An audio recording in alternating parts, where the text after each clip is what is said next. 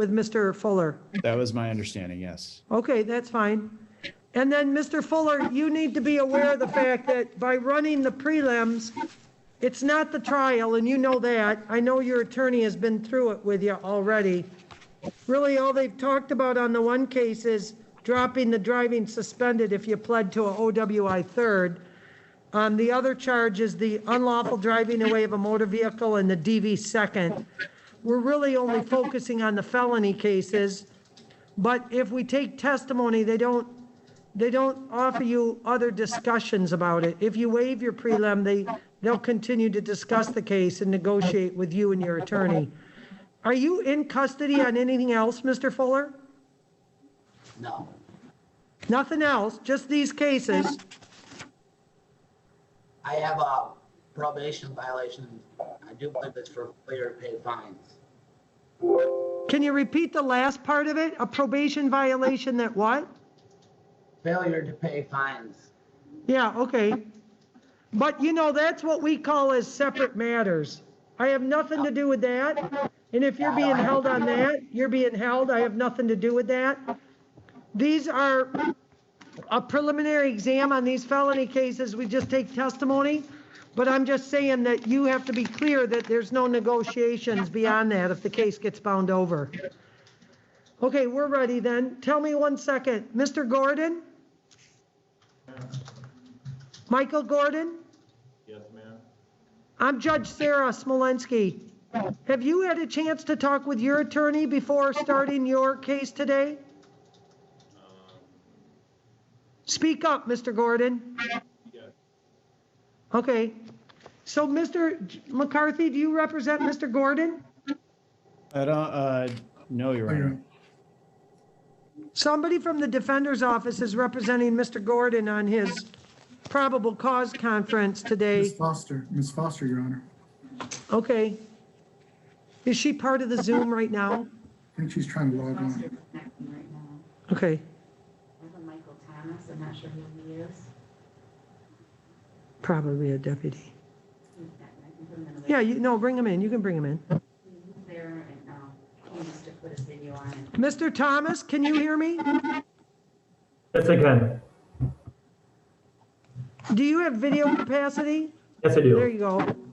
I'm not Your sure Honor. which case you're calling in on, Deputy. We'll be with you in just 1 second. Hold on 1 minute. I'm waiting to have Ms. Foster hook up and wondering if she can hear me. I will do my best here, Your Honor. I can try to text her.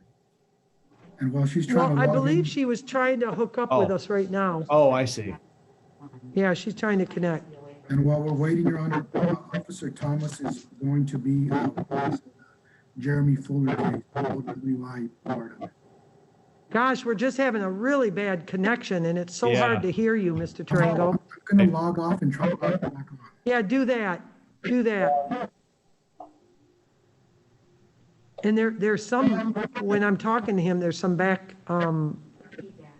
yeah, but there's still feedback right now. I'm getting feedback. Yeah, we On are my end. too.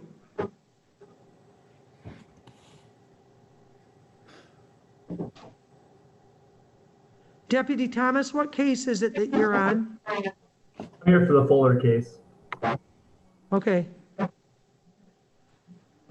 gonna leave him all, yeah. and then we'll just have to wait and just speak with him. Because I asked Gail to turn the volume up on both defendants there because we can barely hear them. Maybe that's what's causing the feedback. We've got you all muted right now, just so we get rid of that feedback, but we're just waiting for Mr. Tarango to hook back in, and then we'll start your case, Mr. Fuller. Mr. Gordon, we're waiting for your attorney to hook in, and her name is Valerie Foster. When she hooks in, right there. Okay, Ms. Foster, you can hear me. I was going to put you in a room with Mr. Gordon if you need to do that. Would that work? Yes, ma'am. Okay, so then we're going to start a prelim on another case, Ms. Foster. Yes, So when ma'am. you guys know what you want to do, you can just come on back to the regular Zoom and we'll look into that. Okay, you're running one? Yeah, we're starting one right now. Do you Okay. want 10 minutes with Mr. Gordon right now? Actually, he's been offered a misdemeanor on this case. If he wants to take advantage of it.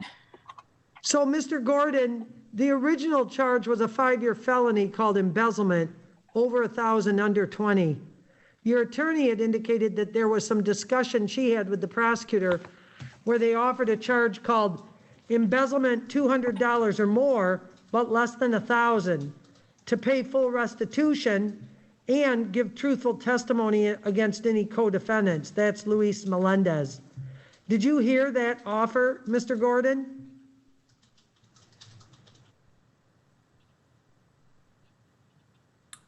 Did you get a chance to talk to your attorney, Ms. Foster, about it at all? You gotta hear him? unmute him. Ms. Foster, doesn't he also have something out in a different court? He does, and I was confused because he has a case in Kentwood later on this week, and I did tell him about the offer on this case, so he does know about it. But I was talking more to him about the case in Kentwood. So, Well, this is set for a probable cause today. If you want to put it over to next week for you to have time to talk with him about all his cases and then decide what he wants to do, we can do that. that'll work. Is that all right with you, Mr. Gordon? We still can't hear this poor guy. For some reason, we're not hearing Mr. Gordon. Can you unmute him? Ms. Foster, do you agree with witnesses for next week? Uh-huh. Yeah, I guess I kind of like to see what's going on with this Thursday case, but you'll hold the offer, right, Felix? I'll hold the offer, but I won't get any witnesses since we're. No, you don't need to do that. All right. Okay. So you could hear what we're talking about, Mr. Gordon, even though we couldn't hear you because there's some problem there. But thumbs up, if you'd give me a thumbs up, then I know that you're with us. And we're going to put this over till next week. And then Ms. Foster, she'll still talk to you. We'll chit chat again, man. Okay, good. Thumbs All up. right. Thanks a lot, Mr. Gordon. Appreciate it. Thank you, Ms. Foster. Hey, before I go, I have a case at 11 o'clock. I told my client to zoom in, log in at 10:55 because he's out on bond so that we can go into a breakout room and discuss this case. Is that all right with you? That's fine. That's Misco? Misco, yes, please. Yeah, that's fine. We'll see you then. All right, thank you. Hey, Justin. Okay. All right. So we can call the first witness in the Fuller case, if you would, Mr. Tarango. Thank you, Your Honor. We're going to go in order, and I'm going to call Stacy Harmon. Okay? He's in the waiting room. Jason Harmon.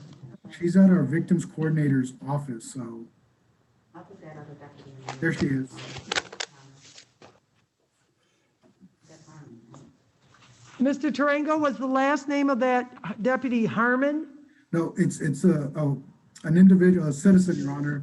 Stacy It's a Harmon. citizen? Okay. We'll see if we have him. She's on the Brianna Krebs Victim Advocates ID. He's coming in under the victim witness. Yeah. Judge, could I, Okay. Your Honor, Yes, Mr. McCarthy? could I have like a 30-second breakout room? With Mr. Fuller? Yes, please. Yeah, that's fine. Can you do that, please?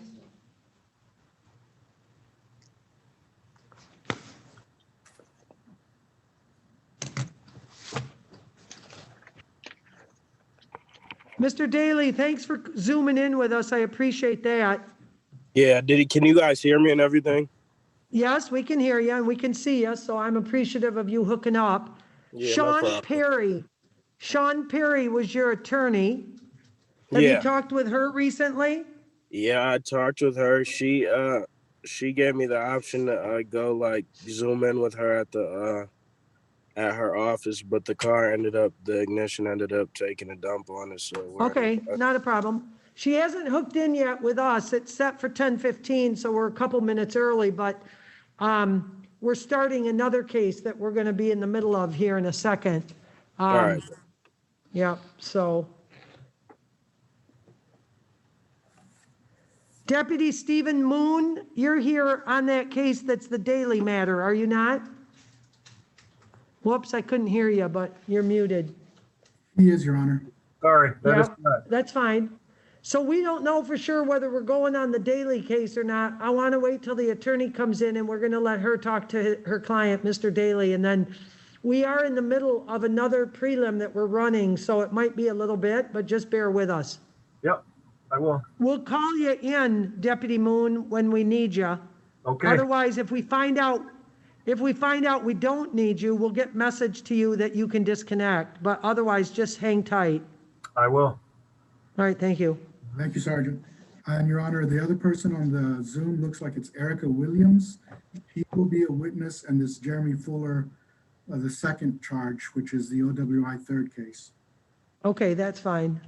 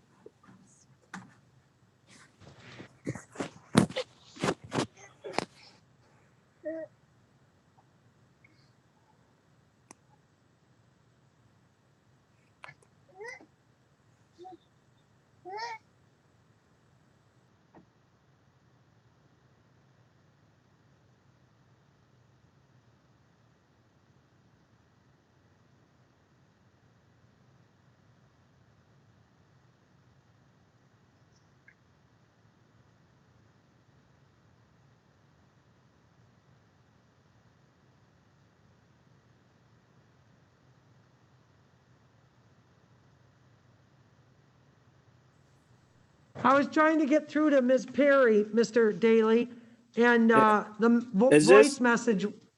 Is this still on? I don't know what's going on. Yeah, it's still on. Can you hear me? Yeah, I can still hear you, but I'm trying to see you. Yeah, not a worry. Oh, no, I don't there know. it goes. Sometimes the video, now you're back. Yeah, I But got it. here's what I was going to say, Mr. Daly. I was just trying to get through to your attorney by telephone, and it wouldn't let me leave a message because the voicemail was full. But I'm going to wait to see if she contacts us here in the next few minutes and see if she connects with us. Otherwise, I'm starting this other prelim. You might be able to listen to it just like you were sitting in court, but I'll Yeah. get to you. I haven't forgot about you. I will get to you. No, I know you're still here. Okay, that's fine. Thanks a lot. Yep. All right, Mr. McCarthy, on the Mr. Fuller case, I just want to wait until he connects back up from jail. There we Now are. we've got him. Okay, Mr. Jeremy Fuller, can you hear me okay? Yes. Okay, good.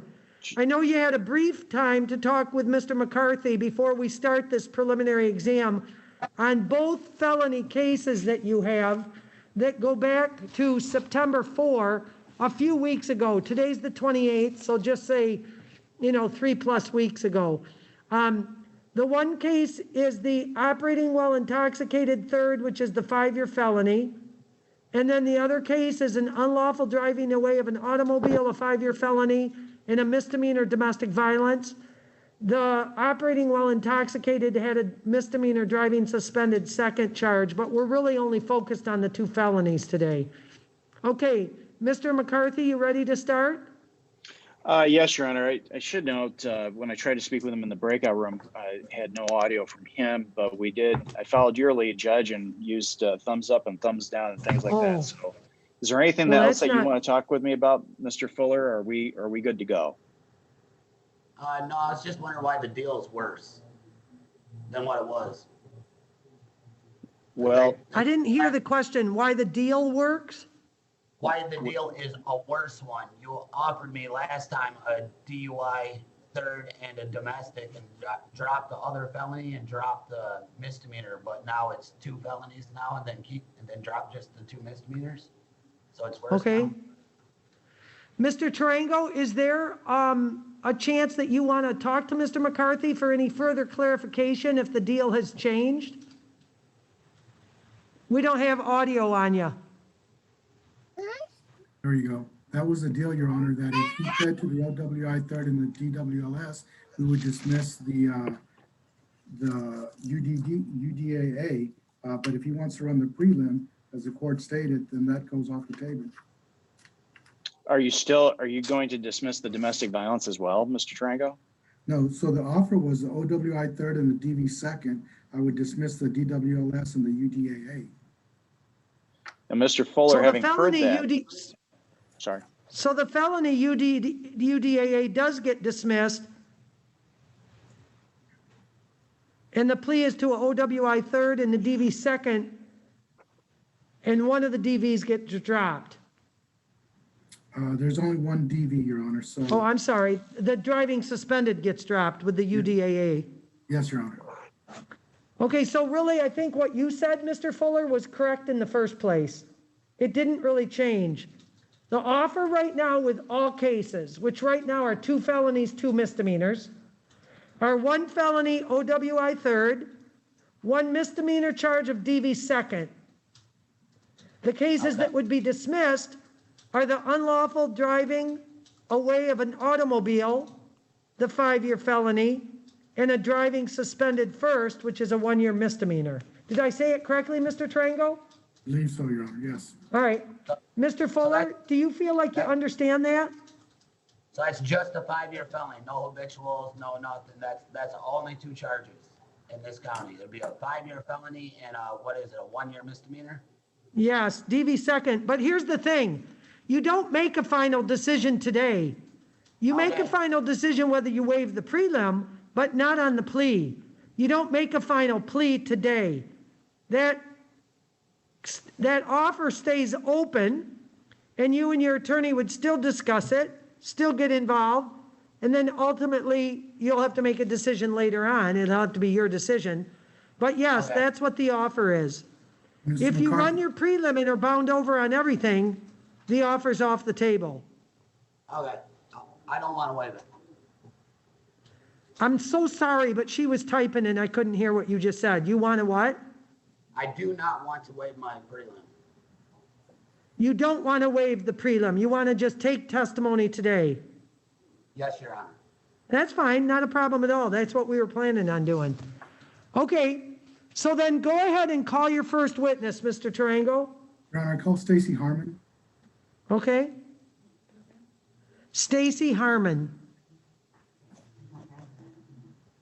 She's with the victim witness person.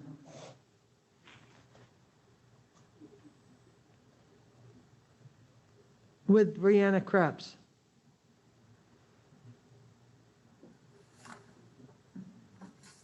Mr. Fuller, we'll be muting you, but if you have anything, you can give me a thumbs up or a hands up or let me know like you're a student in school and we'll hear you. Okay, Ms. Krebs, we can see you at the Victim Witness Department. Thank you for being part of the Zoom. Are you Stacy Harmon? I am. At the table? I'm Judge Sara Smolenski, and I have you in front of me today as a potential witness in this case with Jeremy Fuller. We're going to take some testimony right now, and you're going to be asked a series of questions by 2 different attorneys. If you don't understand the questions, just let us know. If you do understand them, answer them truthfully and honestly. Do you understand? I do. Is there any possible way of me? I don't want to testify. I don't want nothing to do with it.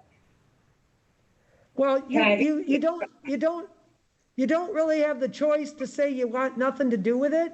You can answer the questions as best you can. What you don't want to do is put yourself in a predicament where you've said one thing to somebody and then something opposite to somebody else. I put you under oath so you'll tell the truth. Well, telling the truth could say, I don't want anything to do with this. Some people don't want to proceed in a criminal case, but it isn't a decision that you make. It's a decision that someone else makes. And I don't know, like if you're the alleged victim in this domestic violence, you're allowed to say what your position is. You're allowed to say, how you feel about it. And the defense attorney, as well as the prosecutor, can ask you those questions.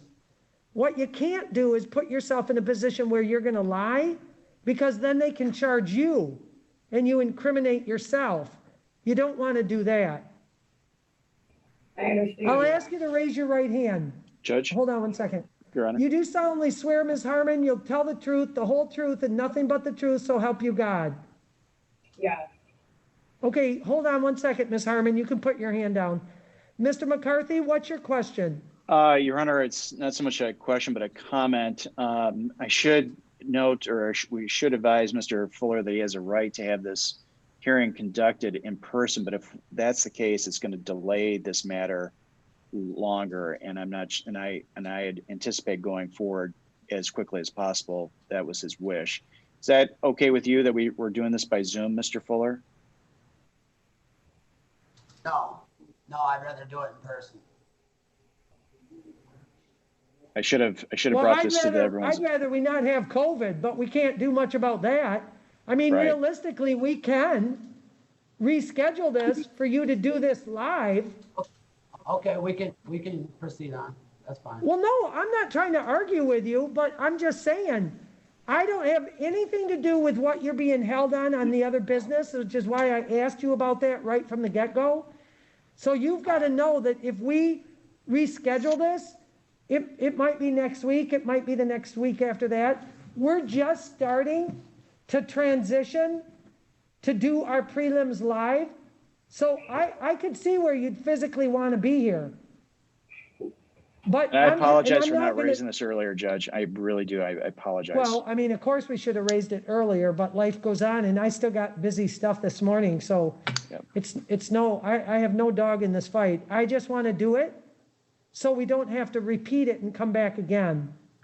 I agree. If the position is, and I don't know, Mr. Tarango, how much you've talked to Ms. Harmon, I don't know the UDAA, whose car it is. I don't know how many people we have involved. I don't know how many other witnesses there are. It's inconvenient for everybody, to take time to do it, whether they're physically here in person or whether they're on the phone. I'm sure it's probably less problematic to be on the phone or to be part of the Zoom. But, I'm not prepared to say you have to go forward today. I'm not prepared to say that. Because if you really believe that you want to be physically in our building, we'll make it happen. We have with other cases, and like I said, we're transitioning right now. This is our first week that we're transitioning, to start doing all our prelims live. But I was trying to explain to Ms. Harmon, she's certainly not the first witness who is reluctant or doesn't want to be here or finds the whole thing a big fat hassle. I don't know if she owns the car or doesn't own the car. I don't know how the police got involved. That's what we sort through when we hear the testimony. And this is just the preliminary testimony. It's not the trial. Thank you, Your Honor. I'm prepared to go forward. I'm happy to go forward. I prefer to go forward. All right. I just thought that we should make a record of that for Mr. All right, that's fine. Mr. Fuller, are you okay to continue? Yes, Your Honor. All right. Stacy, how do you spell your first name? STACY. And Harmon is like HARMAN? Correct. All right. So I put you under oath so you'll testify truthfully, listen to the questions, and then answer them out loud. Mr. Tarango, you start. Thank you. All right, Ms. Harmon, I noticed, you just told the court you don't want to be here, you don't want to testify. We understand that, okay? Okay. All right, but I'm going to ask you some questions about September the 4th of this year, all right? All right. Okay. Do you own a Chevrolet Equinox? Yeah. Okay. And on that day, on September the 4th, were you in that car with Jeremy Fuller? Yeah. Okay. And what is the relationship between you and Mr. Fuller? He's my fiance. Okay. And do you see Mr. Fuller on our Zoom screen today? I do. Yeah. And can you describe him by something that he's wearing or what he looks like? By what? what he looks like? Yes, ma'am. He has brown eyes, brown hair, a bunch of tattoos, roller on his neck. We'll so stipulate, Your Honor, to Thank you. identification. All right, witness has identified the defendant. Go ahead. So, Ms. Harmon, on September the 4th, you stated that you were in a car with Mr. Fuller. Is that fair? Yes, I was in a car, yes. Okay. And at some point, did you guys get into an argument?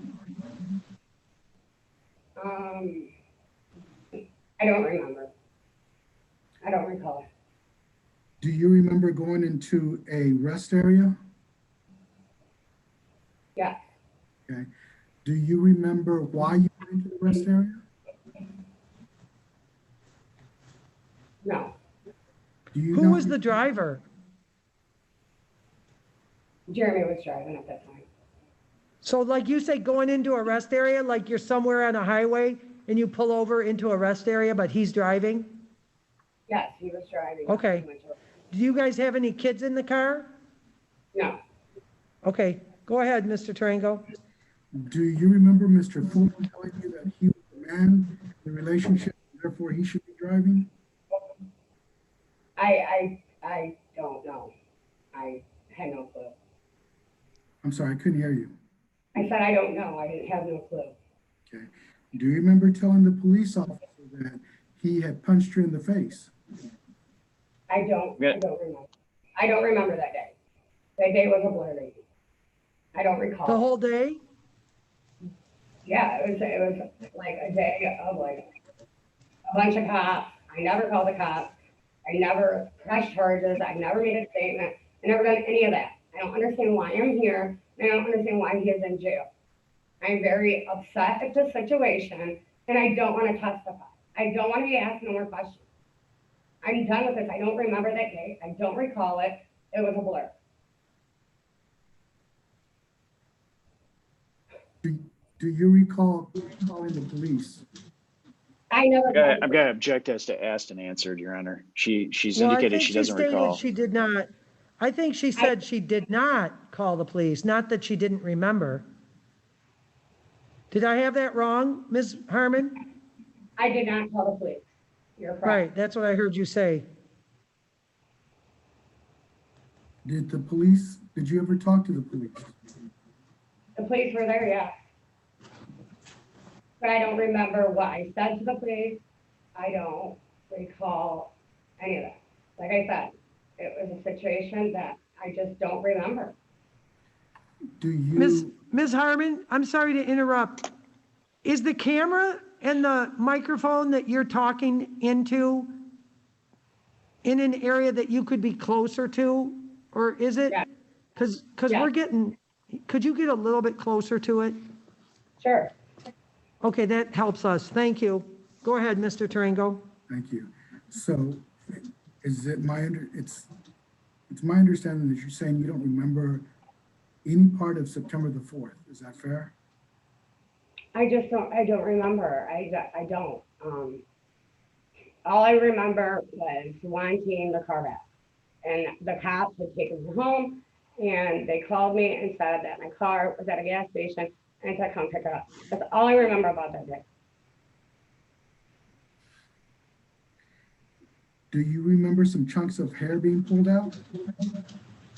There wasn't no chunk of hair pulled out. My hair was up in a ponytail. As I think I recalled that it was in a ponytail. The cops asked to take pictures. They asked to do all this. There was nothing to take pictures of. There was nothing. I told the cops that. Cops might act like they're your friends, but clearly, obviously, they're not. Look where we're at. And then here I am in a subpoena in court against my fiance that I don't remember nothing about. I'm upset. Okay, so you remember that your hair was a ponytail, but you don't remember anything else. Fair? There was nothing pulled out. There was no hair pulled out that I recall. It was in a ponytail. Did the cops take my hair? I don't remember. My hair's always up. That's what I. Do you remember giving Mr. Fuller permission to take your car? What was that? Do you remember giving Mr. Fuller permission to take your car? I don't recall that. Your Honor, I have no other questions for this witness. Okay, Mr. McCarthy, anything you want to ask Ms. Harmon? No, Your Honor, no questions. Ms. Harmon, my inquiry is, were you guys on the 131 area by 12 Mile? Is that the rest area you're talking about? Your Honor, I have no clue. I'm new to the area. I Not just moved in. memory? Okay, that's I don't- fine. But you do remember that he was the driver of the Chevy Equinox? Yeah, he was driving it. And you didn't have any other kids or anybody in the car, just the two of you? It was just him and I couldn't hear that. that was, yes, you're correct. It was just him and I. Okay. And what time do you have any memory of the time? No, I have no clue. Do you have any memory of where you were before you got there? Like, were you at someone's house? Were you at an establishment? Were you at your own home? We were at home, Your Honor. We were And do you on- know if you had any alcohol or drugs in your system? I drank the night before. Are we talking just alcohol? Yeah, yeah. And do you know if Mr. Fuller had any alcohol or drugs in his system? No, he did not. Okay. All right, thank you. Thank you. That's it for you. You're free to go. You can disconnect. Uh-huh. All right, Mr. Tarango, your next witness. All right, call Erica Williams. Okay.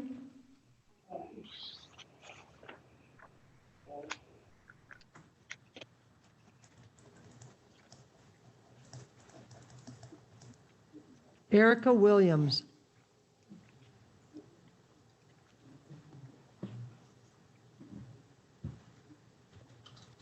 Your Honor, I take it we're moving to the second case then. That's correct. It's all kind of together, but yeah, Sure, just so our record's clear. Okay. that's fine. I saw Ms. She's trying to hook in evidently. She's also, I think, with the victim witness department. Maybe not. Ms. Williams, can you hear me? Erica Williams? Our computer connection here says she's joining as we speak, but Ms. Williams, can you hear me?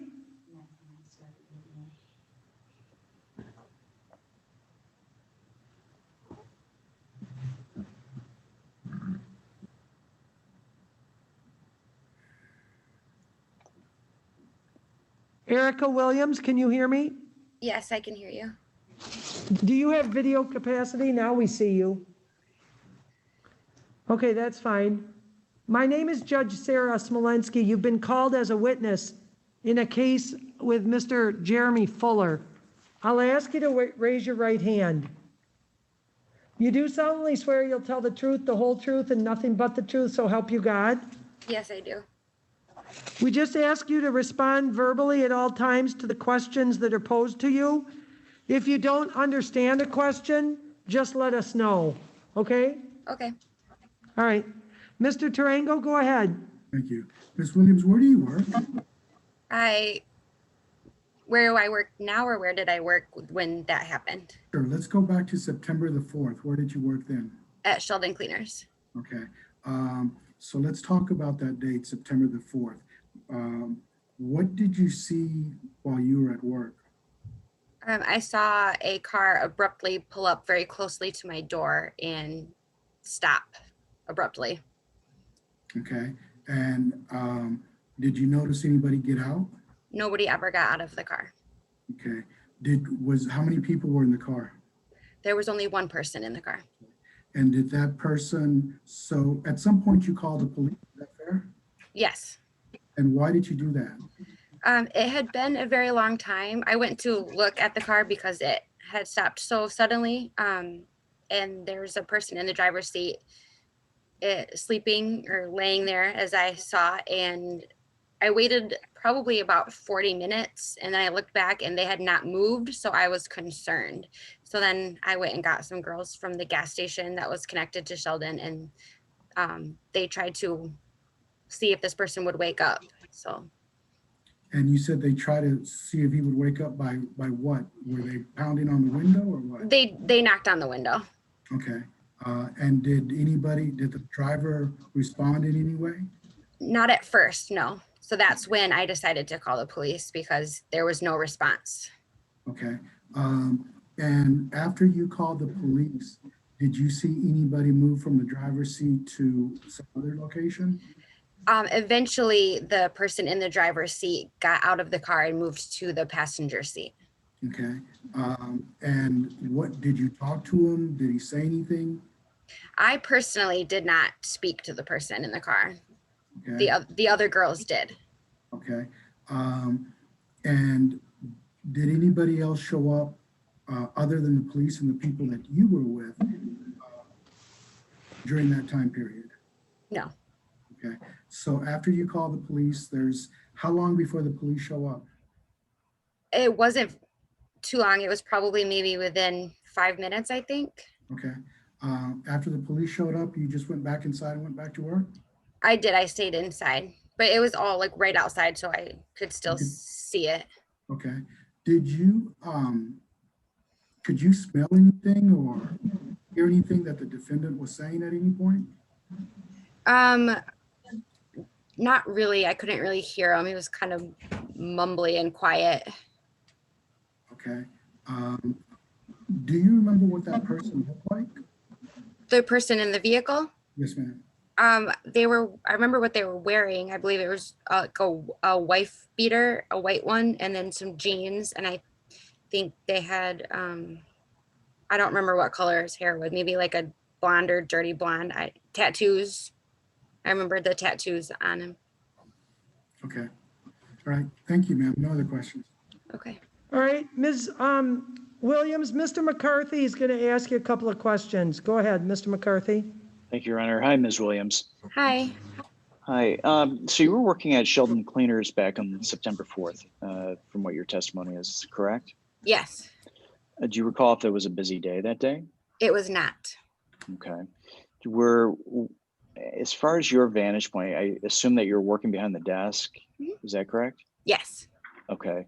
And then the car pulled up. Did the car pull up in your parking lot or did it pull up in the gas station parking lot? It pulled up in our parking lot, the Sheldon parking lot.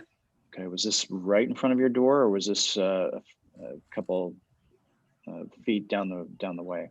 It was right in front of the door. Okay. Approximately how far from the door to your vantage point? From where I was sitting, where I was inside, well, I don't know. We're talking about 15, 20 feet? Probably about 20, 15, 20 feet sounds about right, yes. Do you recall if the day was sunny? Because I believe this was about noontime, is that correct? Yes, I think so, yes. Do you know if there's any glare coming off his windshield that obstructed your view looking into the car? Not really, no, there wasn't. It was sunny, but I could see pretty clearly into the vehicle. Okay. The Chevy Equinox is a bigger vehicle. It's kind of like a SUV crossover, right? Sure, I'm not sure. Yes. It's a bigger car versus say it's a bigger vehicle versus say a smaller car, correct? Yeah. Yes. Do you know if it had tinted windows on the back windows or anything to that effect? I don't think so. I didn't see like the back of the car. Okay. Could you observe at any point in time, from your vantage point, could you see both sides of the car or could you only see one side of the car?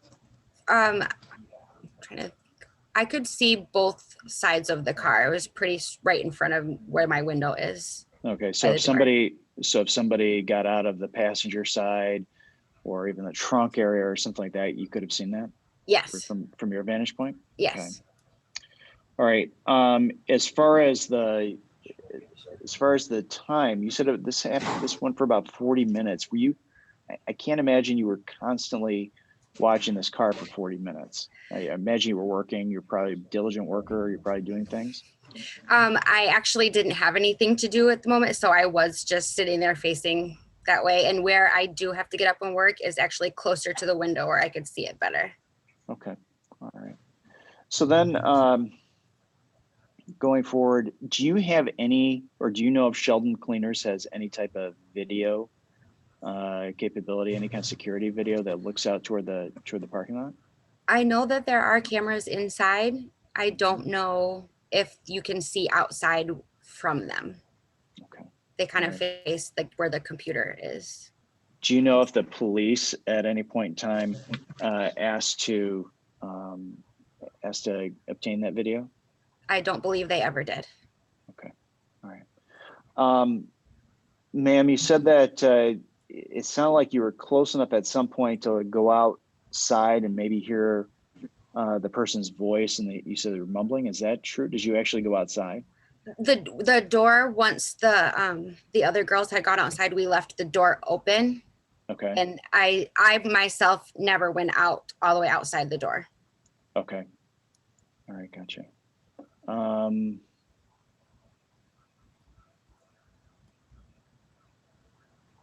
It's fair to say that you, I guess it's fair to say that you can remember certain aspects about this person, but you can't remember all the aspects about him. Is that correct? You like he had a shirt on, he had some tattoos. Yes. Okay. All right. Did you ever, okay.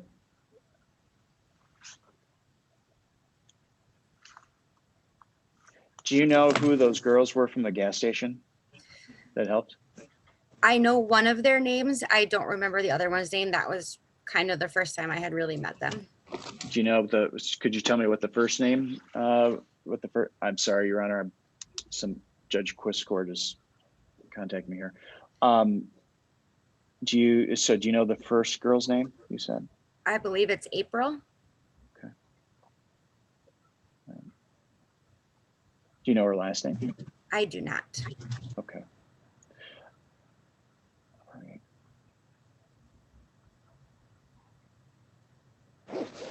Your Honor, I don't think I have any other questions. Thank you. All right. Wait a minute. Your Hold Honor, my on. client is raising his hand. All right, let me put you in a room with him. I want to make Okay. sure you have audio this time. All right. Yes, So- please. We want to unmute Mr. Fuller, Amanda. No need to, defend. At the jail, they'll want to unmute you, Mr. Fuller, and then we'll put you in a room with Mr. McCarthy. Hang tight, Ms. Williams, but we'll be right with you. We're not quite done. Okay. Could you please put them in a separate room? Mr. Daly, I'm going to talk to you for a minute. All right. Can you hear me? Yes? All right.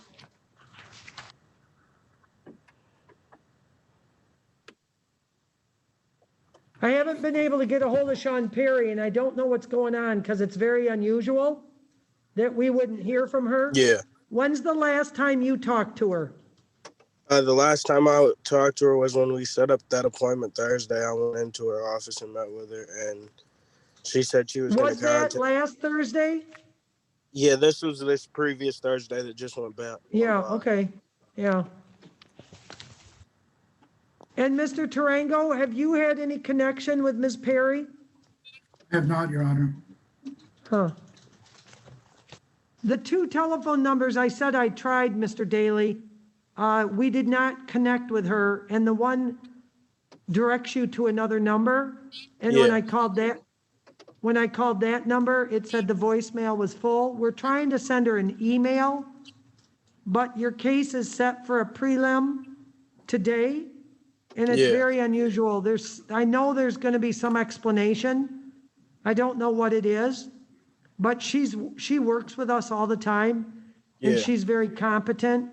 So I don't want to make you have to keep hanging on, because I think what we're going to do is just reschedule it.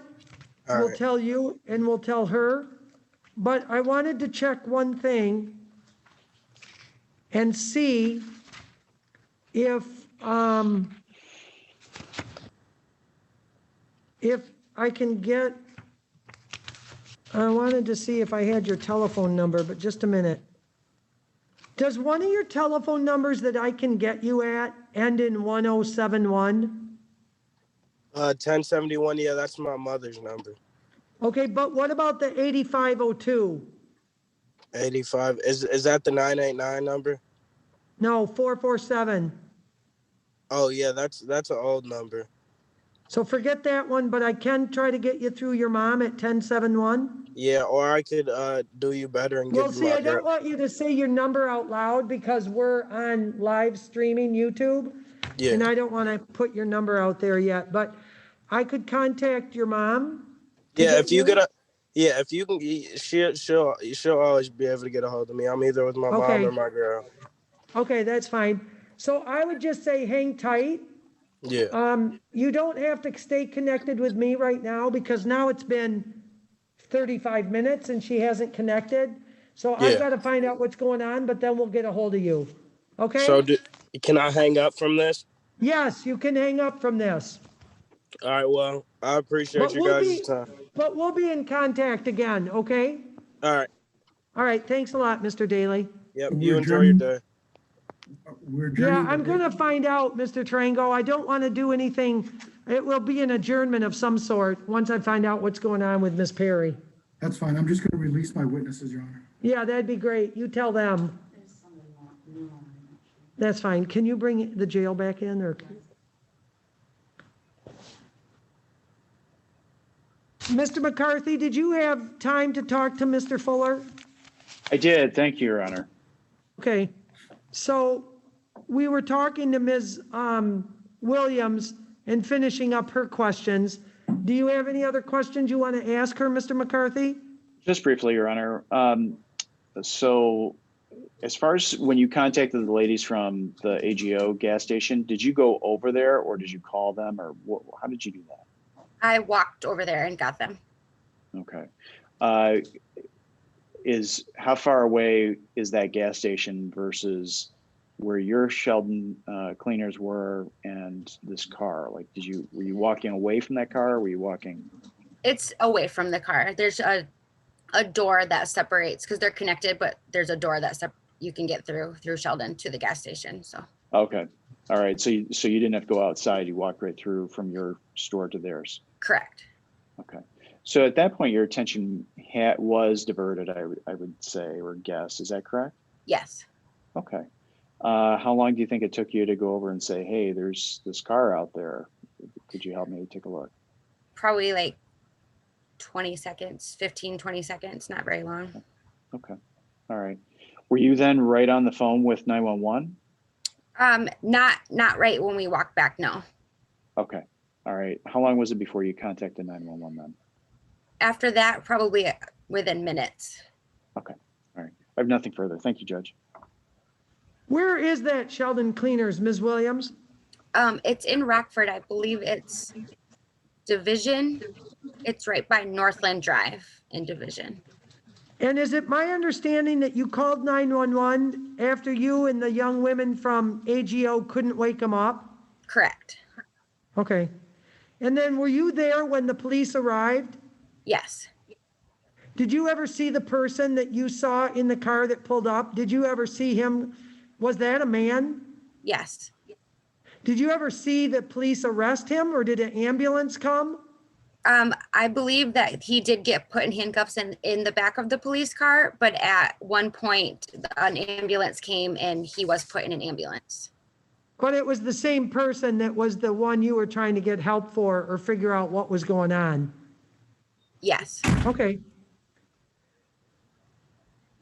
Mr. Tarango, do you want to do any follow-up questions? No, you asked. No, Your Honor, thank you. Okay. Ms. Williams, you can disconnect. We appreciate your courtesy here today, being a witness and connecting to our Zoom. If you're needed for any other cases in the future, you'll be subpoenaed by the prosecutor's office. So stay in contact with that victim witness department because they'll tell you what's going on. Okay, thank you. Thank you Ms. for your Williams. courtesy. Next witness, Mr. Tarango? Officer Michael Thomas, Your Honor. How do I disconnect? Okay. No.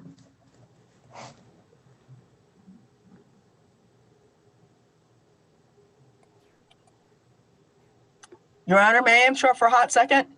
Yes? It looks like Mr. Miskell is present, and we'd like to know if we can go in a breakout room while you continue your testimony.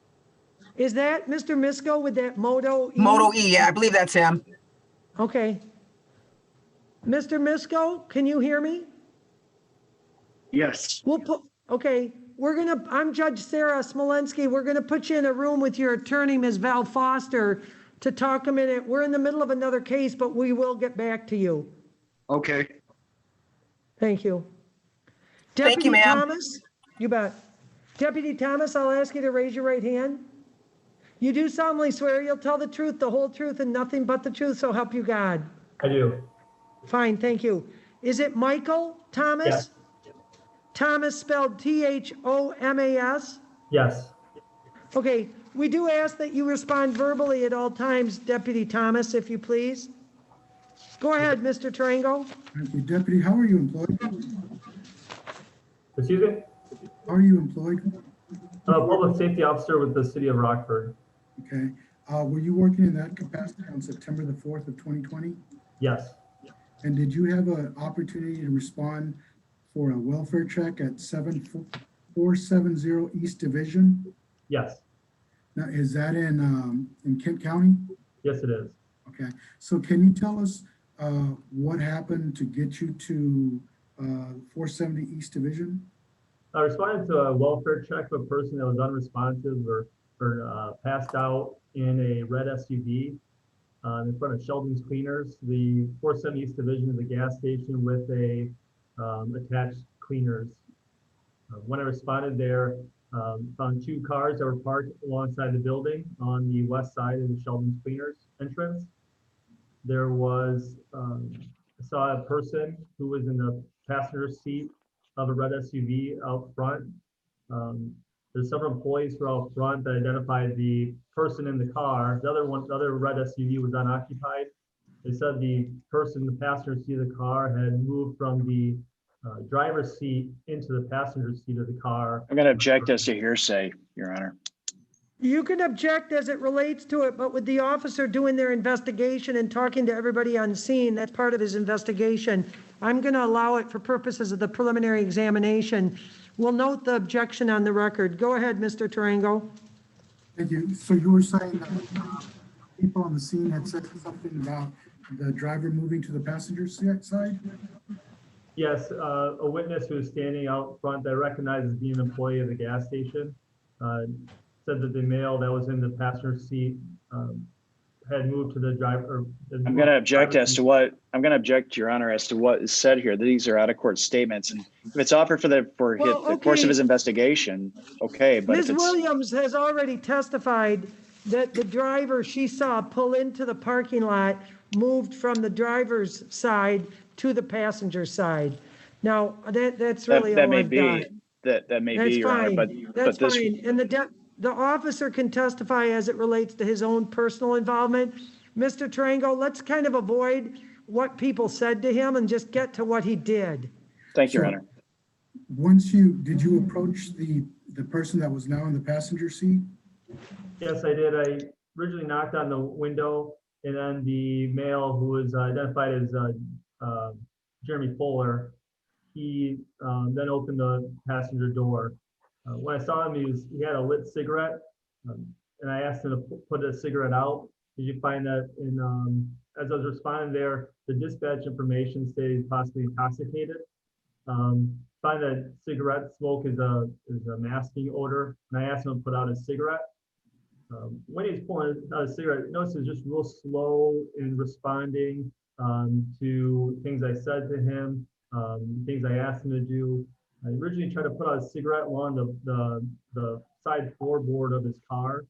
When he did that, he wasn't able to put the cigarette out and then continue smoking it. While he was smoking the cigarette, I noticed he had a burn hole in his pants. When I asked him to put out the cigarette again, he then reached out the door and slowly put out the cigarette on the ground.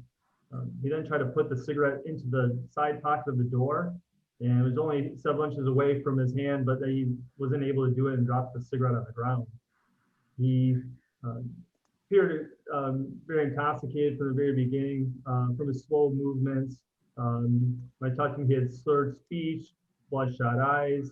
I could see behind him that he was sitting on a liquor bottle in the passenger seat. Okay.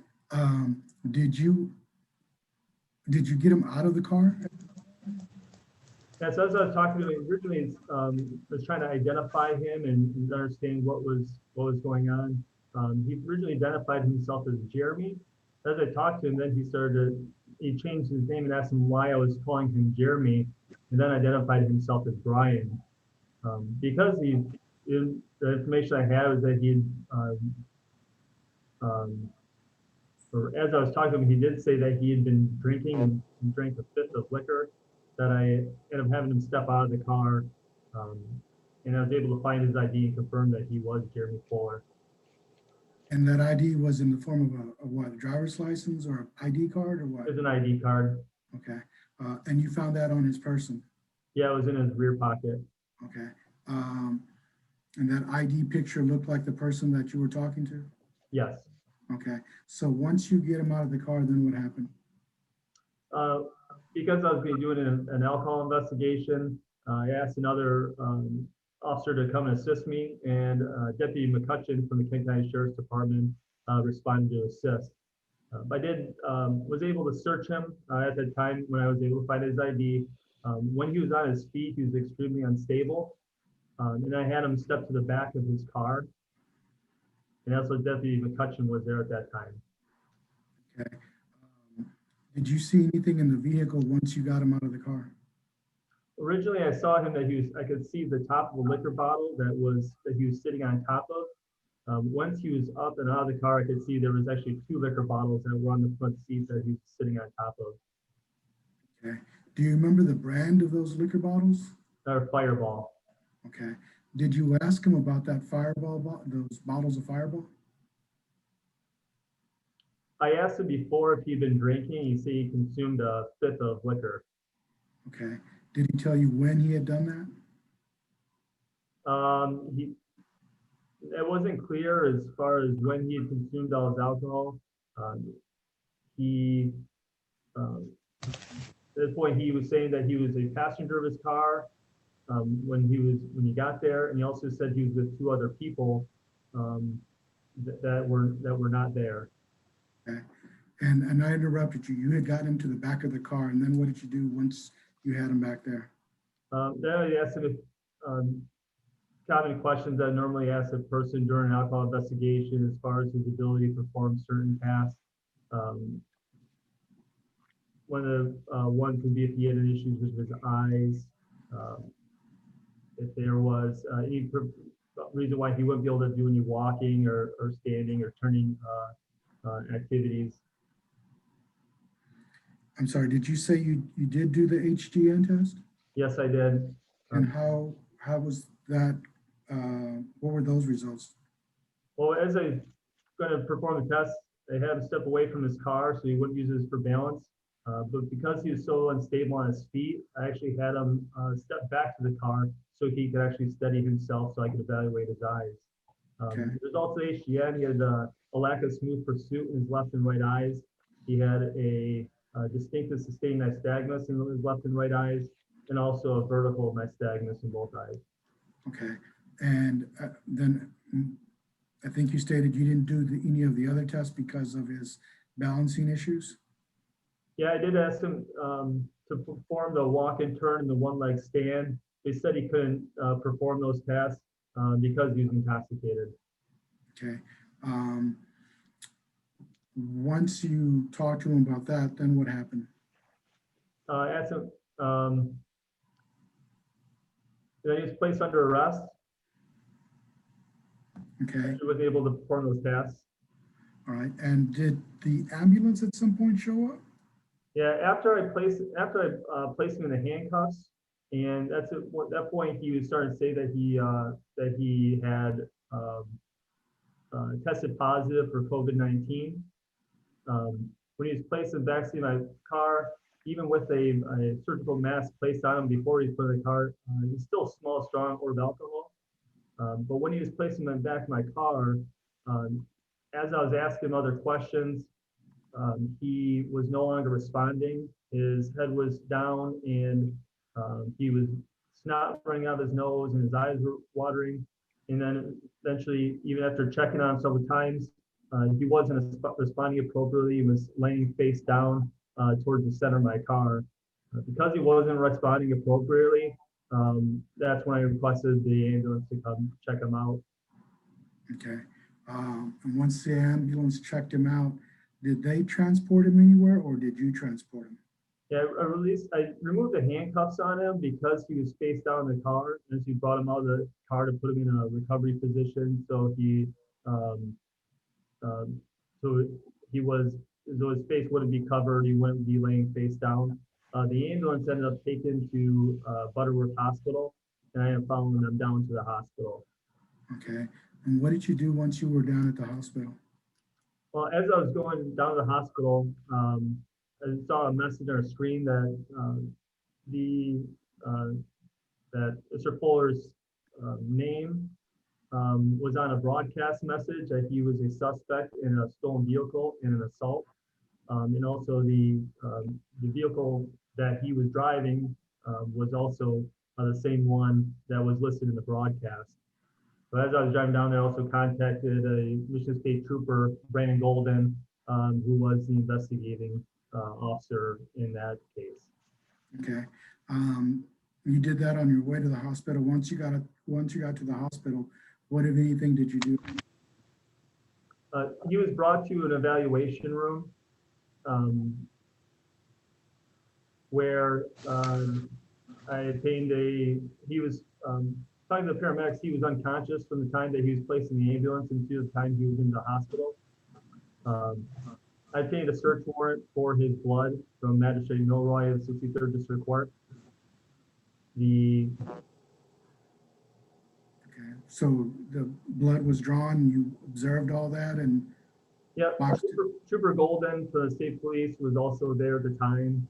A phlebotomist from Spectrum Health Hospital conducted the blood draw from Mr. Fuller in my presence, and also the trooper's presence. okay. And do you know the results of that blood draw? Yes. And what was that? 0.255. Okay, I have no other questions, Your Honor.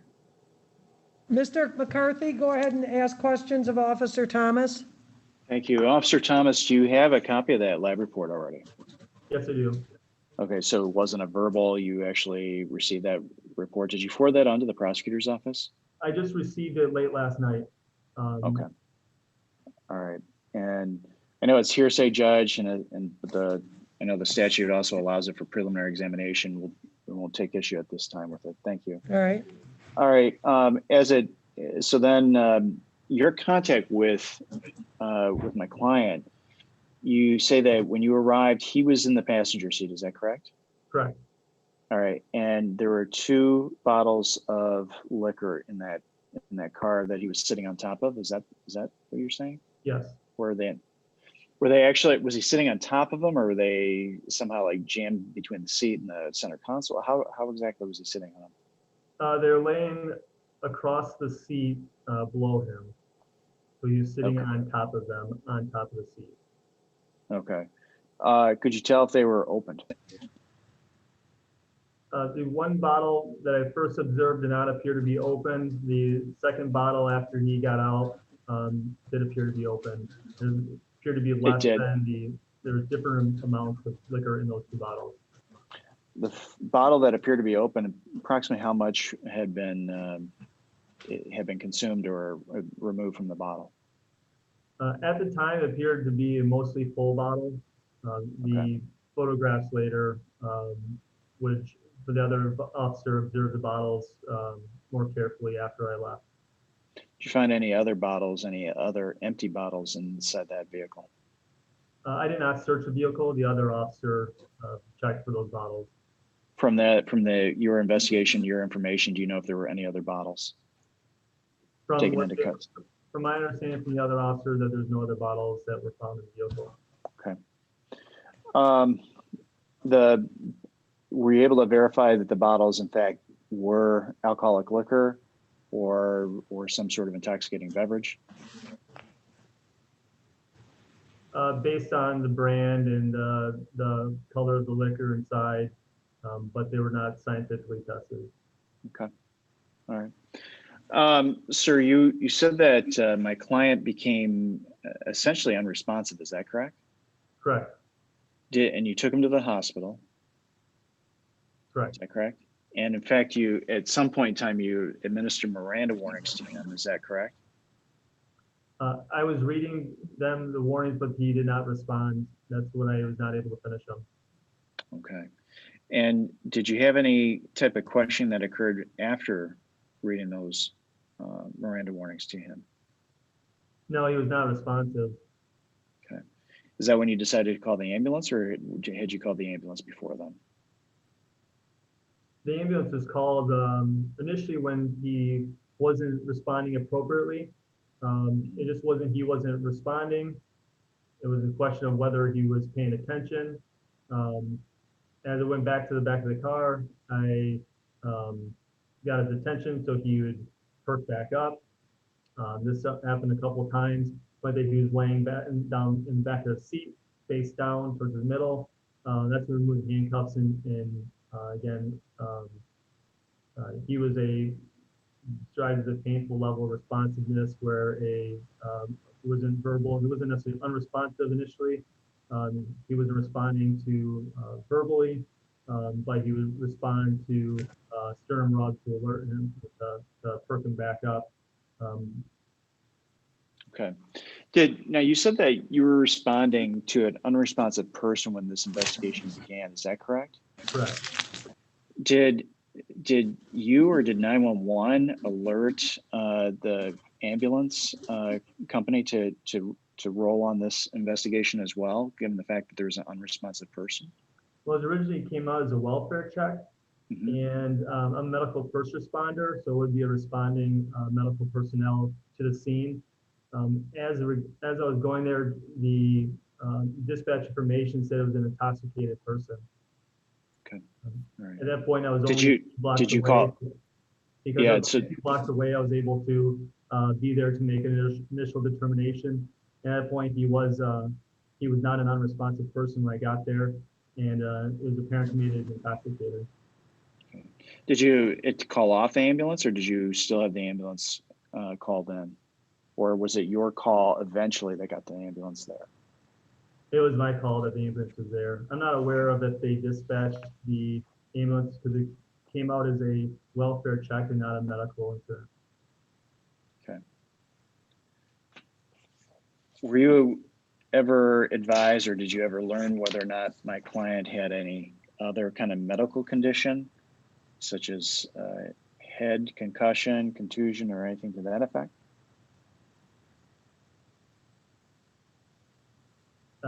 After I was there or prior to? After. As far as you, to say when after I was there? Yes. Yes.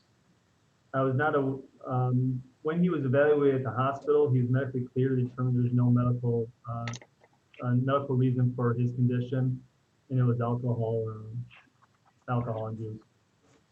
All right. Beforehand, did you believe that he had somehow hurt himself? There was nothing on him that I noticed that was that he was injured at all. Okay. Your Honor, I have no other questions at this time. Mr. Fuller, before we release this witness, do you have any questions that you want to address with me in a breakout room? Things that we should talk about confidentially before. Right. I understand you, sir. Or are we okay? I think we're all right. Okay. Then I have no further questions, Your Honor. All right, thank you. Mr. Tarango, do you want to follow up with anything with Officer Thomas? No other questions, Your Honor. All right, Officer Thomas, thank you for zooming in with us and being available. I know you waited and we appreciate your courtesy. Thank you for all you do. You can disconnect. You Thank bet. you, sir. Mr. Tarango, your next witness? No other witnesses, Your Honor. Okay. Do you know, one thing, Officer Thomas, before you leave, are you still with me? Yes. Were you aware, did you have to check like when you were putting handcuffs on him and then he's at the hospital and then later, are you involved in finding out if he has a valid driver's license? Yes. What'd you find out? His license was revoked and denied. Okay, and that's just something you put in your report when they finalize it with the prosecutor, whatever they're gonna do. Yeah, I listed his prior convictions in my report. I'd have to Okay, review it that's to fine. to see what they were. And as part of the prior convictions, do you actually see that he has prior OWIs? Yes. And, do you know whether there was more than one prior conviction?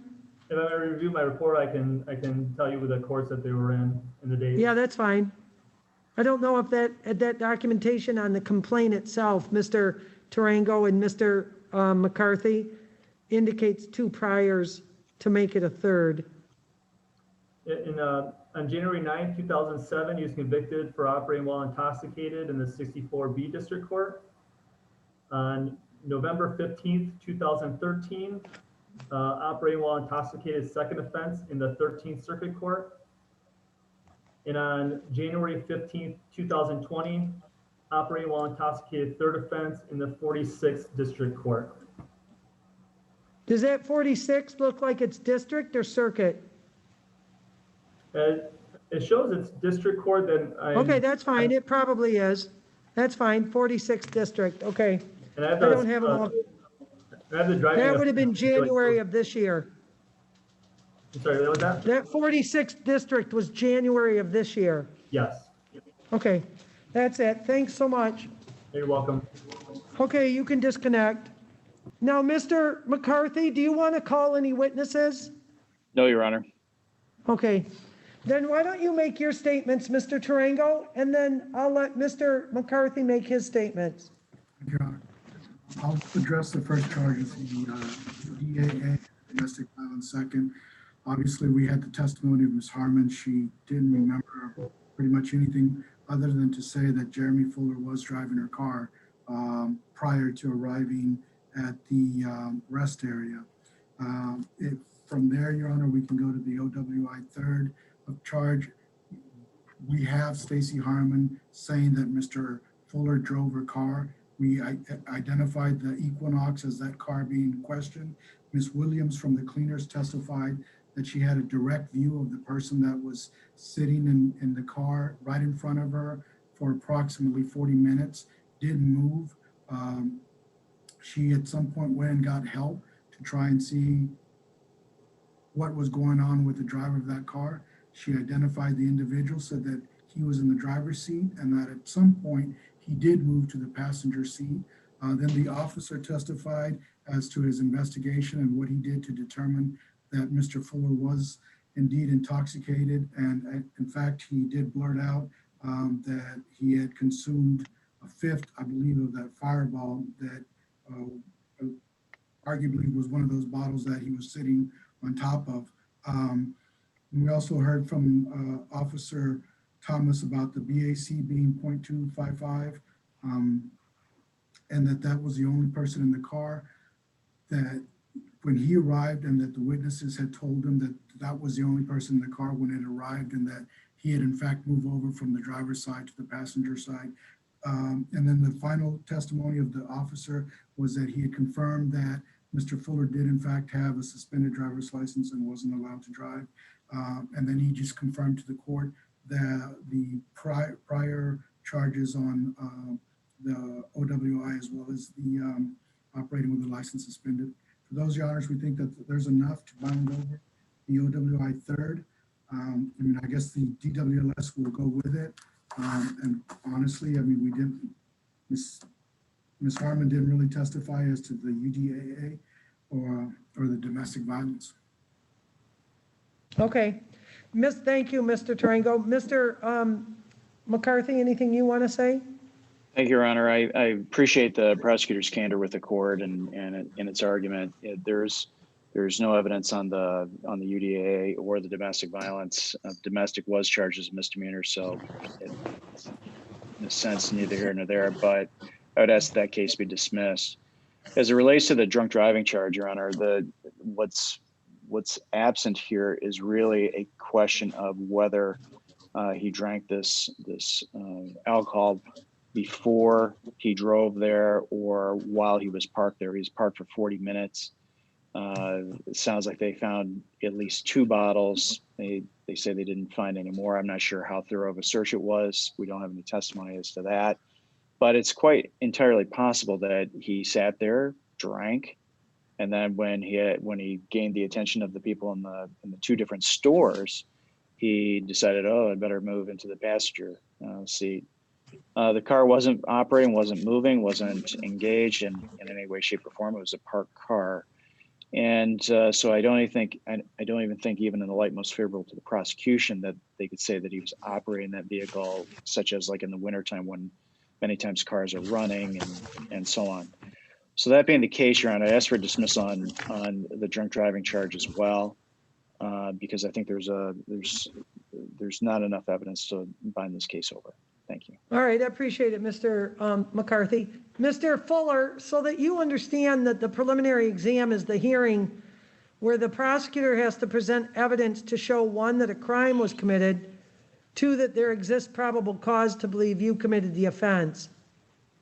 The testimony of Ms. Harmon, your fiance, was bizarre, to say the least, because what she indicated was she has no memory. And I don't know her at all. I don't know you. She said she wasn't under the influence except for the night before. She talked about being alcohol the night before, but her lack of memory of what happened, even if it was not incriminating against you, and she had very little memory of what transpired, where she was, where the locations were, where physically she was, where she had been. She just talks about the whole thing being a blur, and it's unique, to say the least, that, you know, she has such a lack of memory of what occurred. But it does go to a dismissal without prejudice of the UDAA charge, which is the 5-year felony, and the 1-year misdemeanor for DV second. Those will both be dismissed without prejudice. When you're talking about the drunk driving third case, it's nothing to do with Ms. Harmon. I mean, she did say that you were driving that vehicle. She said she had no memory of giving you permission or not giving you permission. It's like a total blackout, like she was having a blackout, which I think was alcohol or drug related, or maybe mental health, I don't know. She has a complete blackout of everything that occurred. The lady at Sheldon, this Ms. Williams, I mean, she's got nothing to do with you. She's just saying what she saw. And in a way, she's the Good Samaritan.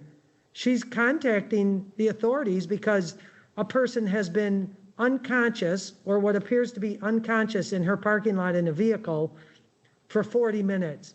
She said it wasn't a busy day. She was slow. She could watch you the whole time.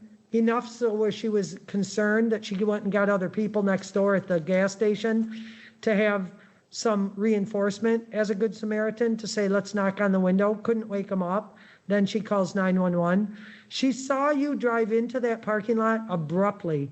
She saw you stop near the door abruptly, almost as if to say she was nervous that you were going to come into the store and hit the front of the window or something.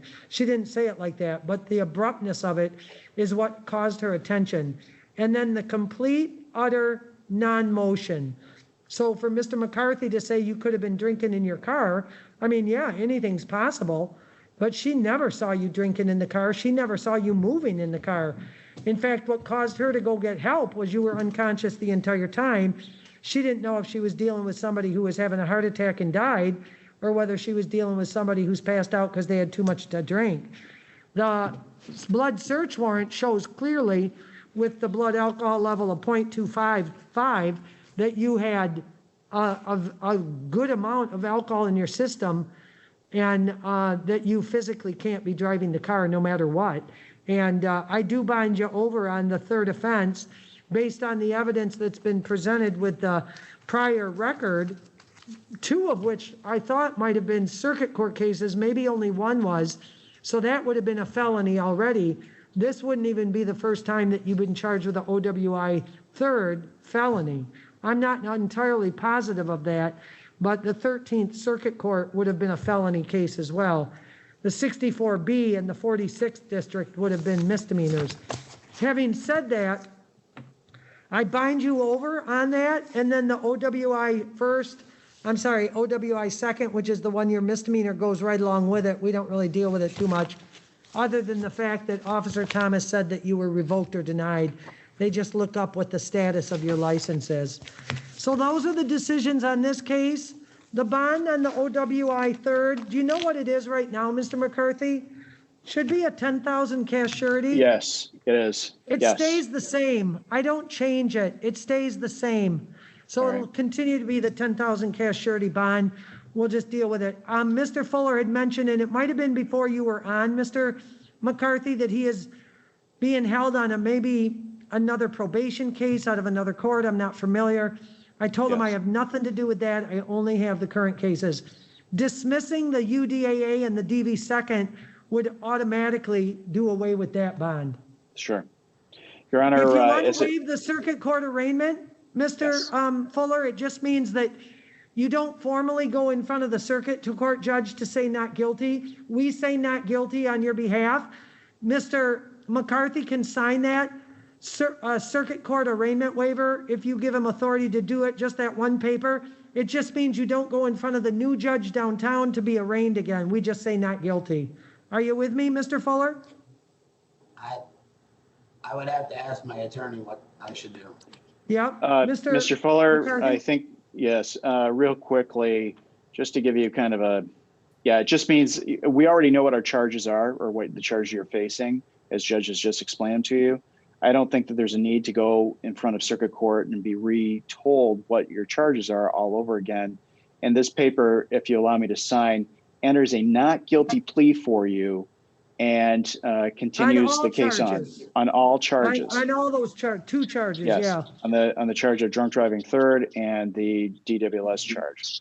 So my recommendation is we waive circuit court arraignment, and I would ask for your permission to sign for you on your behalf. Okay, sir. Okay. Yeah, All right. You're agreeing with that, Mr. Fuller? yes, Your Honor. It's good to ask him. Always go to him when you have a question. Always ask him. It's a good question to ask him now. Yes. He explained it very similar to I explained it, but it's good that you do that. Just keep doing that the whole way. Part of the bond condition is no alcohol whatsoever, no illegal drugs, no driving if you don't have a valid license. Just follow all of that. All right, that's it then. We're adjourned on this matter. Thank you for your courtesy. Thank you, Your Honor. Thank you for All yours. right, you Bye-bye. bet. Okay. Mr. Persky, what case did you have? James Haney. Okay. And Mr. Haney is part of our Zoom right now? Yes, ma'am. Okay. So, Mr. Persky, with that being a probable cause conference on a larceny from a motor vehicle and unlawful driving away of a motor vehicle, 2 5-year felonies, Right. were you guys going to want to talk further, or are you going to want to put this over for the prelim next week, or what are your thoughts, I'm gonna Mr. wanna talk to Persky? him, Judge. I called the Oh, number just that was haven't had a provided by chance the to? court, and nothing happened. The mailbox. Okay. Texted that number. So let's do this. Mr. Haney, do you say Haney? Haney, yes, ma'am. Heaney. Mr. Heaney, I'm putting you in a room with Mr. Persky. You guys talk a minute and then come back. Okay, cool. Thanks. Mr. Misko? I'm gonna bring Ms. Foster back. Yep. Okay. All right, thanks. Ms. Foster, you're back after talking to Mr. Misko. We just finished that other prelim. What are your thoughts about this case with Mr. Misko set for a PC today? Do you want to go over to next week, or what's the thought? Your Honor, after talking with Mr. Misko, I emailed Mr. Tarango to get an offer, and he did email me an offer, and I don't know if he saw my response. Let's take a look at it, Felix, and tell me what you think. My client's charged with, I don't know why he's even charged with 2 counts of larceny over. Right, I agree with you on that. That's why it's just, I agree with you on that. Okay, I don't know why that was charged as 2. I guess I'll put everything on the record. What I was seeking from Mr. Tarango was he offered count 1, dismiss the subs. I think he only has 1 prior felony from at least 12 years ago. This case involves him allegedly taking money from a very poorly operated till. They didn't secure the money like a business should. That's not their fault. I mean, it's just whatever their policy is their policy. But anyway, my client admitted to taking the money after some prompting. They found $811 on him. He admitted to some additional money because they claimed that he took $1,500 without any real evidence that he took $1,500 because they had absolutely no bookkeeping at this truck stop. So I asked Felix if he would really reconsider giving my client a misdemeanor larceny over 200, under 1,000, with the restitution being whatever he admitted to, and I calculated it. I think it was like 1320 or 1340. Here's my suggestion, Ms. Foster. I've got to have a victim input, so let's put it over till next week. That Okay. way, back to victim, see if that's possible, and we can go from there. Okay, if the court wants to do that, if the court is amenable to that. I have no problem with it because we've got it on for next week either. I just want to not call any witnesses if we're not taking testimony. No, we're not planning on taking any testimony. I just want to see if I can get a misdemeanor out of it. This gentleman, right. I don't think he's in a position where he can pay the money back too. So, Mr. Misko, what you're going to want to do is just continue to talk with your attorney, Ms. Foster. We're still on for next week. The prelim is actually at 11 a.m. and you'd have to zoom in again and we'll finalize it then. Okay? Hey, Jim, is your address 1190 Independence Lane, Southwest? No, That's 7190. Oh, it's the way it's written on my file. 7190. Okay, got it. I'll change that. 7190. 7190. Yeah, it looks like an 11 on my file. Okay. 7190. Got it. And I've got his phone number and email. Okay, hold on a second. We're live streaming and I don't want him to say it out loud. So let me just say this. Well, can I have that file back a minute? Mr. Misko, I want to see if what we have in the file is what you're currently going by as far as a telephone number. And here it is. I'm only giving you the last 4 digits. And I've got 2 numbers listed for you. I'm only going the last 4 digits. 5845. Yes, that's it. That's it? Okay, Yes. my clerk will send that to Ms. Foster then, to contact you. I have it. I also have an email address, so we're good. Okay, so you're good. All right. Yep. So next week, 11 a.m., don't miss it, either one of you, okay? We'll be here. Be there. Thank you. Mr. Misko, you can disconnect. Hey, before you go, Mr. Misko, if I can have any communication between now from Mr. Tarango about the offer, I'll email it to you. Okay. All right. All right. And thanks for considering, Felix. I appreciate it. Sure. Okay, so then I wanted to check on the Hagen case, Mr. Tarango. I didn't see where we had an attorney assigned to that yet. Oh, yeah, we do. Megan, Oh, that's the waiver. Okay. Hagen was a waiver with Megan Mast. I don't have the paperwork on that says it's a waiver, so that's what your understanding was? Okay. So on file D20-02337-FY, it's the case of Christopher Hagen, Haugen, a CSC third, using a computer to commit a crime and distributing images as an unclothed person. The attorney looks like the last name is Mast, M-A-S-T, and there was a waiver, so we'll get the paperwork on that. And that's your understanding as well, Mr. Tarango? Yes, Your Honor. Well, I'm not going to take a position because that would have been handled by somebody else in our office. Oh, yeah, sure. That's why you didn't know. Yeah, I think Amanda got the paperwork, so the prosecutor that was involved would have contacted her. Okay, let's see if Attorney Persky is coming back on Heaney, and let's see what's going on in that. As far as that Eric Daly, I'm going to contact Sean Perry and just find out what the mix-up was, because there had to have been some mix-up, and we'll reschedule that, okay? Okay, so what do we do with Eric? I'm sorry, with Michael Gordon? That's proceeding to prelim.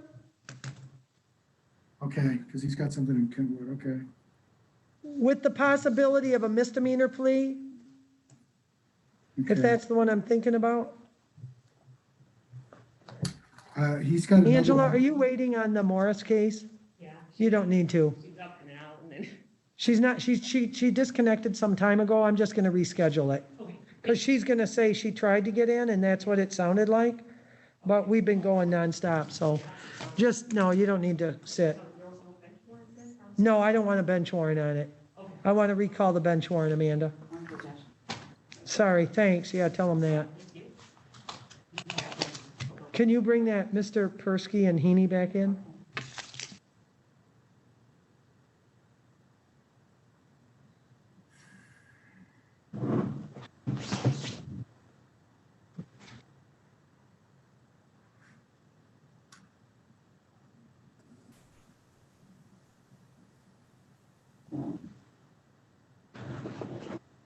I was just fixing my pillow on my back. It's just killing me. Okay, Mr. Persky, you're talking with Mr. Heaney?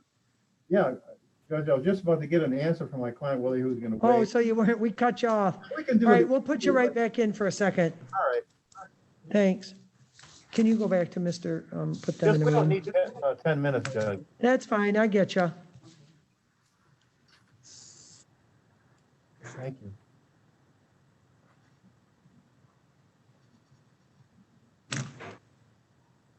Mr. Triangle, we'll be right with you. All right, let's go, James. Just put them in for 5.